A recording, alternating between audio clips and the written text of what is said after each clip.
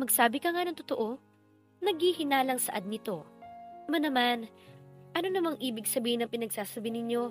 Nagtatrabaho ako ng maayos dito. Inutong ko pa yan, 1 year to pay. Kaya kong bayaran yan dahil malaking pasahod ng boss ko. Plus, malaki rin ang pag-overtime pay ko. Pagsisinungaling niya. Alam niyang hindi basta-basta naniniwala ang ina niya, pero sana mapaniwala niya ito. Sigurado ka ha? Baka kung ano ng kalokohang ginagawa mo dyan. Wika nito na medyo mababa na ang boses. Trust me, mother. Ako pa ba? May pagyayabang ang boses niya. O siya, sige. Salamat sa padala mo, anak. At sa wakas mapapalitan na rin ang refrigerator natin. Gagawa ko ng ice buko para at least may kita ako dito kahit maliit lang. Pantulong pambayad sa kuryente. Baka sa boses nito ang masayang pasasalamat. Ikaw bahala, ma. Pero pwede naman na hindi na ninyo gawin yon. Pero parang may pagkakabalahan kayo. Go na lang po. O sige, ma. Tatawag na lang uli ako. Baka makauwi ako next weekend dyan. Paalam niya sa ina pagkatapos ay tinapos na niya ang tawag. Hinihintay niya mag-alas 10 ang relo dahil iyon ang oras na appointment nila kay Dr. Mendez. Alas 9 pa lang. Nakabihis na siya at hinihintay na lang si Rafael dahil sabay silang pupunta doon. Tumawag ito kahapon para ipaalala sa kanya ang lakad nila ngayon. Simula nang huli silang pumunta sa hospital ay hindi na sila nagkita at nagkausap 5 araw na ang nakaraan. Weird pero aaminin niya na simula nang may nangyari sa kanila ay naaalala niya ito lagi to the point na gusto niya itong makita o makausap man lang. Gusto niyang marinig mula rito kung ano ang nararamdaman nito na ito ang nakakuha ng iniingatan niya. Ngunit alam niyang umaasa lang siya sa isang himala. Si Rafael ay sanay na yun makipaglambingan sa kahit kaninong may karanasan man o hindi. Kaya baliwala pala rito ang nangyari sa kanila. Kaya magpapabuntis din siya, dapat tawakan na niya ang kanyang pag-iisip at panatilihin ang professionalism sa trabaho. Trabaho lang ito at walang personalan. No feelings should be involved. Binuksan niya ang kanyang cellphone at binuksan ang Instagram. Mag-i-stalk na naman siya sa binata. May bagong post ito 2 days ago. Larawan ng beach na makikita ang papalubog na araw na may caption na, "Wish you were here. Missing you." Biglang tumibok ng malakas ang kanyang puso. Iyong pakiramdam nang nakabasa ka ng post ng isang lalaki at feeling mo ikaw ang tinutukoy niya. Parang mahuhulog yata ang puso niya. Pero alam niya na hindi naman talaga siya ang tinutukoy ng post na yon. Imposible. Pinasa niya ang mga comments sa ibaba. May mga nagpapapansin pa rin nagko-comment. May iba namang kinikilig at tinuhulaan kung sino ang tinutukoy ng lalaki. Sino kayang babaeng yon?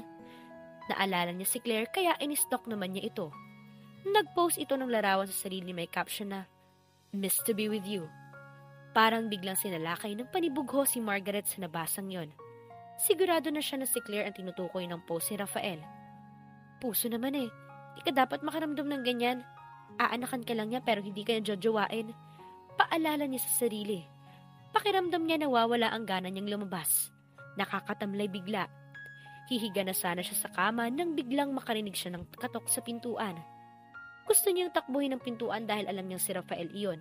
Hindi para yakapin kundi para sipain ang ito. Wala lang, parang gusto lang niyang gawin pero syempre hindi niya gagawin yon.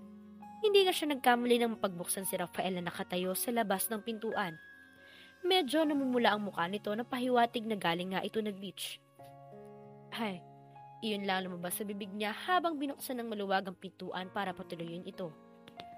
Hindi ito nagsalita bagkus tumitig lang sa kanya na ikinasiwa niya. Maya-maya humakpang ito papasok. "How's your stay here?" Tanong nito. "Oh, okay lang.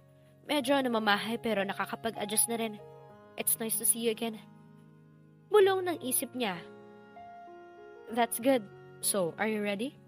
Tanong nito na ang tinutukoy ay kung handa na siyang umalis. Tumango naman siya at kinuha ang shoulder bag at nagpatiuna ng lumabas. Sumunod naman ang binata sa kanya. Weird pero wala ni isang nagsalita sa kanila.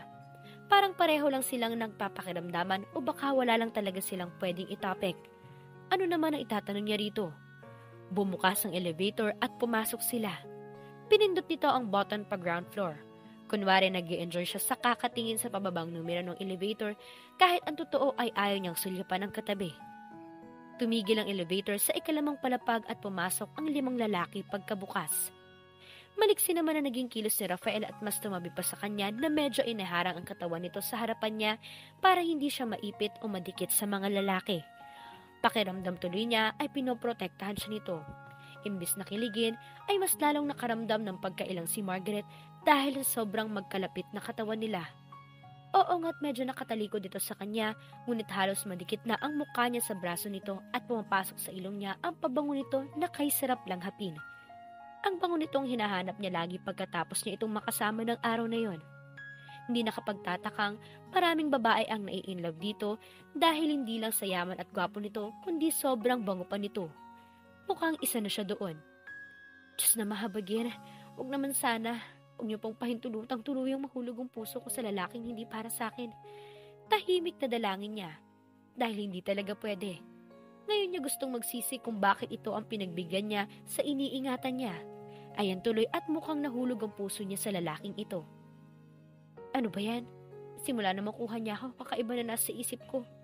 Ganito ba talaga epekto o ganito lang talaga kapag nakuha na?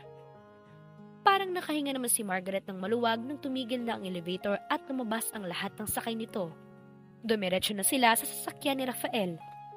Si Rafael ay may sarili ring kondo katabi ng tinitirhan niya, ngunit di man lang siya binisita nito ng ilang araw. Ano bang klaseng kapitbahay ito? Not-friendly. Anya sa sarili na tila nagtatampo. Katatapos lang ng appointment nila Margaret at Rafael sa doktor. At sabi ng doktor na malaki daw ang posibilidad na mabuntis siya sa unang subok nila. Oh, bakit ganyan ka makatingin sa akin? Tanong ng dalaga kay Rafael. Nasa isang restaurant na naman sila para kumain. Medyo late na ang lunch nila at gutom na sila pareho. Natagalan kasi sila sa hospital. Naiilang kasi siya sa titig ng binata na kaharap niya sa mesa. Wala lang. Naisip ko lang na next month ay magiging ama na ako. Hindi ko inaasahan na makakaramdam ako ng ganito. Pero bigla ako na-excite maging ama. Ano kayo magiging anak ko? Babae o lalaki kaya? Nakangiting wika nito. Batid sa boses at kistap ng mata ang excitement nito. Aba, malay ko. Bakit? Ano bang gusto mong maging anak? Babae o lalaki? Tanong niya. Gusto ko lalaki, pero kung babae ang bibigay, mamahalin ko pa rin siya at excited pa rin ako maging daddy niya. Hindi mapigilang mapangiti ito sa sinabi nito. Ramdam naman niya ang saya nito ngunit ewan pero pakiramdam niya hindi siya kasali sa saya nito kahit siya pa ang magiging ina. Of course, ano naman ang ina-expect mo girl na isali ka niya? Hello? Kissing ka.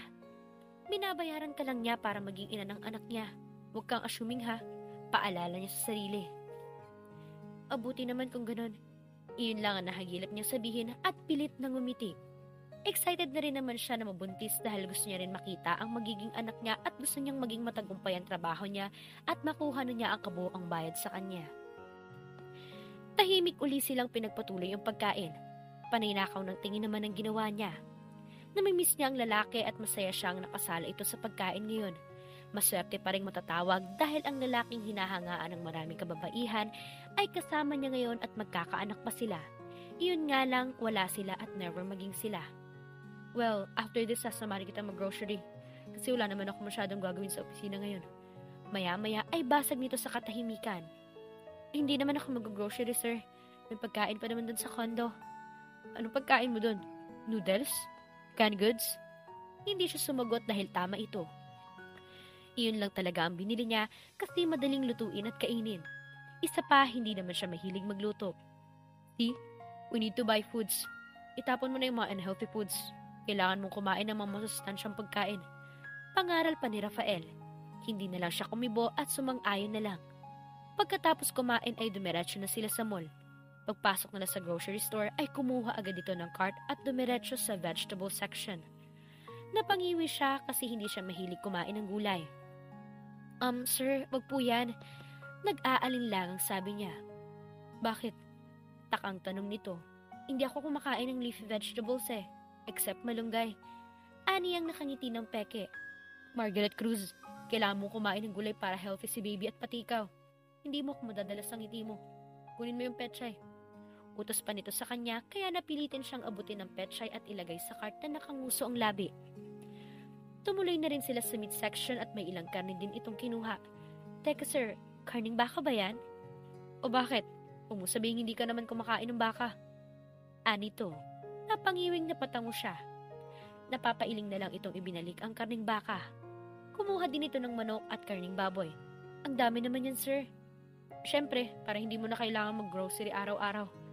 Anito sabay kuha ng karne. Kung ano-ano ang nilagay nito sa cart. Namomroblema tuloy siya kung paano niya lulutuin ang mga yon. Promise, hindi talaga siya marunong magluto. Ang alam lang niya ay magprito. Sa dami ng ingredients na nilagay nito sa cart, ano naman kayang putahe ang iniisip nitong lulutuin ko? Smiyong Marimar, paksi lang ang alam kong lutuin, minsan palpak pa, sa loob-loob niya. Mahilig magluto ang kanyang ina, ngunit hindi niya naman ang galing nito dahil kahit anong practice niya ay wala talaga ang luto niya. Kaya sa bahay nila ay ang ina niya ang laging nagluluto. Go get whatever you want. Utos nito sa kanya. Ha? Medyo hindi niya na-gets ang sinabi ni Rafael. Kunin mong lahat ng gusto mong bilhin, lahat ng kailangan mo. Mukhang nabili mo na lahat eh. Sabi niya na may halong biro. Sigurado ka? Baka gusto mong palitan yung shampoo mo o toothpaste o kahit na ano. Hindi pa rin ito tumigil. Okay na lahat, sir. Wala na akong kailangan pa. Okay. Iyon lang at tinulak na nito ang cart papunta sa cashier. Napangiti siya ng pagmasdan si Rafael na tulak-tulak ang punong cart. Naka-blue jeans at puting polo shirt lang ito. Simple pero halatang may kaya pa rin sa buhay. Ngayon ay hindi mo aakalaing isa itong napakayamang tao dahil nag-abala pa itong mag-grocery at pumila sa cashier. Ano naman kaya nakain ito at gusto niyo mag-grocery? Pwede naman kasing siya na lang mag-grocery. Well, siguro gusto lang nito masiguro na mga masustansya lahat ng kakainin niya. Pagkatapos magbayad ay inihatid na ng bagger ang pinamili nila sa sasakyan ng binata. Pagkatapos maayos iyon sa ilikuran ng sasakyan ay umalis na sila. Tulak-tulak ni Rafael ang cart paakyat sa kondo nila. Nagpresenta naman siya na siya ang magtulak ng cart kasi mukhang bagay naman sa kanya maging PA nito, ngunit hindi ito pumayag. Pagkapasok nila sa kondo ay agad na umupo ang binata sa upuan at binuksan ng TV. Tiningnan naman niya ang pinamili nito. Isa lang ang ibig sabihin niyon. Siya lang mag-isa ang mag-a-arrange ng mga pinamili nito sa lagayan. Kaya sinimulan na niyang ilagay sa cabinet ang dapat ilagay at sa ref ang dapat ay sa ref. Hindi pa naman siya tapos mag-arrange nang biglang tumunog ang cellphone ni Rafael. Hey sweetheart, sabi nito pagkasagot sa tawag. Bigla namang nagpanting ang tenga ni Margaret sa narinig. Sweetheart? Biglang naging parang pinakamalaking tenga ang tenga ni Margaret sa pakikinig sa usapan ng dalawa kahit hindi naman niya naririnig ang tinig ng kausap ni Rafael. Sabi ko na nga ba may GF to eh. Si Claire kaya yun o ibang syota? Tanong sa isip niya. Tumatawa pa ito habang kausap ang kusino mang kausap nito. Nasa kondo lang ako. Okay, hihintayin kita. See you. Bye. Paalam nito sa katinapos ng tawag. Nahuli naman siyang nakatingin nito na halatang nakikinig. Medyo napahiya siya pero bigla siyang umiwas para pagtakpan ng pagkahiya. Sus, ano ba yan? Kaboying naman maging boyfriend nito. Wala man lang I love you bago i-off ang tawag. Hindi pwede sa akin ko akong girlfriend mo. Sabi niya kunwari sa sarili pero nilakasan para marinig ni Rafael na matamang tinignan siya sa patuloy na paglalagay ng binili nila. Kaya ba iniwan mong nobyo mo dahil hindi siya lagi nag-I love you sa'yo kapag nag-uusap kayo? Curious na tanong nito sa kanya. Napatingin siya rito. Aba, seryoso ang lalaki sa tanong niya. Yes, maikling sagot niya kahit hindi naman totoo. I see. Well, akong lalaking hindi marunong mag-I love you. Kaya siguradong hindi magiging tayo. Anito napilit binabasa ang reaksyon niya sa sinabi nito. Ouch, sakit na na. Kailangan ba talaga ipamukha sa akin? Sa loob-loob niya. Yeah, imposible mangyari yun. Pagsang-ayon niya na hindi tumitingin dito at pinagpatuloy ang ginagawa.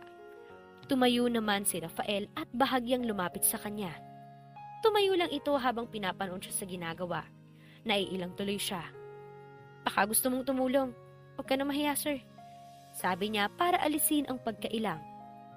Kaya mo na yan. Pabalik na muna ako sa kondo ko. May bisita akong darating. Sagot nito at tumalikod na. Nasundan lang niya ito ng tingin hanggang sa makalabas. In Sino kaya ang reality, bisita nito? ang mayayaman ay naghahanap Parang din hindi ng siya mayaman na mapakali sa kapareha. naisip na babae ang O bisita yung nito at babaeng may siguradong may achievement sa gagawin buhay nilang at dalawa. nakaka-proud iharap sa Nagsiselos madla ba si at Margaret hindi sa siya babaeng yun. kikitain ni Rafael? Kung may achievement man At siyang sino ba ang matatawag, babaeng yun? ay kung mapagtapos At niya dito ng na po pag-aaral at nagtatapos ang napakinggan si kabanata Miguel. ng ating kwento. Magkaroon ng Please like, sariling share, subscribe negosyo for more at updates. syempre kapag Maraming nakuha na niya ang salamat 5 po. milyong piso. By that time, siguro makakahanap na siya ng milyonaryo ding lalaki o di kaya'y lalaking nakaka-proud din ng achievement sa buhay. Kasi hindi na siya basta-basta. Milyonarya na siya. Iyon ang lalaking hindi alam ang tunay na kwento ng buhay niya. Kwento kung paano siya nagsimula at ganun na lang ang pagyaman niya. At syempre hindi niya sasabihin ang totoo. Ikikwento lang niya kung anong hirap ang pinagdaanan niya para makamit ang tagumpay. Napangiti ang dalaga sa naisip. Paano kung umibig ang binata kay Margaret? Paano ang kasunduan nila? At dito na po nagtatapos ang kabanata ng ating kwento. Please like, share, subscribe for more updates. Maraming salamat po.